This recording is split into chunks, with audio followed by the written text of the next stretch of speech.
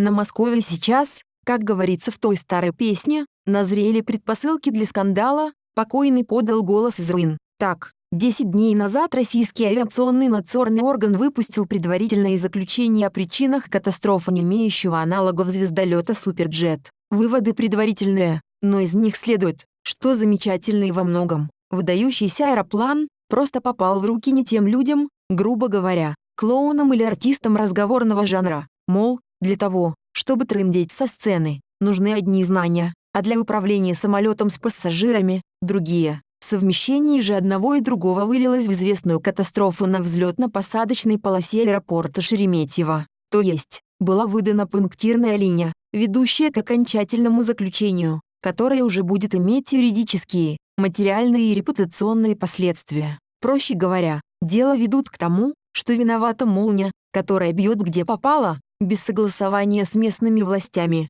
и неумение пилотов летать между молниями. То, что хотят показать следователи, очевидно. Самолет – отличный, а пилоты у Аэрофлота – рвань. Такой ход событий неизбежно приведет к солидным штрафам в бюджет и компенсациям семьям пострадавших. А поскольку это таки была катастрофа, то есть происшествие с жертвами, то, возможно, кто-то и должен присесть. Например, на пошивку валенок могут отправиться пилоты, инструкторы и вертикаль начальства в Аэрофлоте. Понятно, что такая перспектива никак не устраивает авиакомпанию, пусть и контролируемую людьми Путина. Дело в том, что по их версии, отвечать должны три стороны. Аэрофлот, как оператор разбившегося самолета, изготовитель чудо-самолета, и третье лицо, которое заставило Аэрофлот набраться этой дряни, как собака-блох. Пока это не открытая склока и даже не анонс этой склоки, но сегодня и прозвучал тонкий намек на толстые обстоятельства, а именно, некто Виталий Савельев впервые после Шереметьевской авиакатастрофы публично прокомментировал ход расследования и те выводы,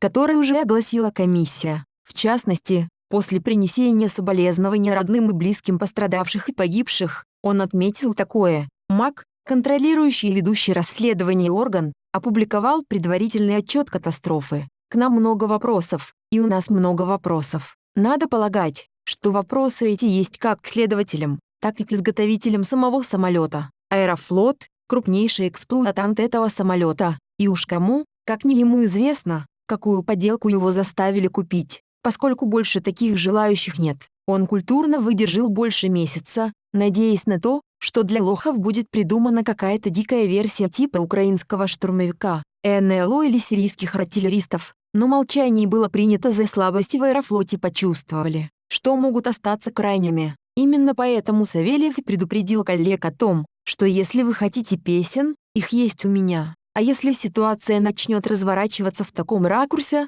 то на весь мир может разнестись весть о том, что такое, на самом деле, этот самый хваленый суперджет, кто его создатели и строители, а главное, что такое МАК, и какую чушь на заказ он может исполнить. В общем, такого там раньше не было, и вот, полетели первые ласточки. Это хороший признак, что-то там начало скрипеть и греться.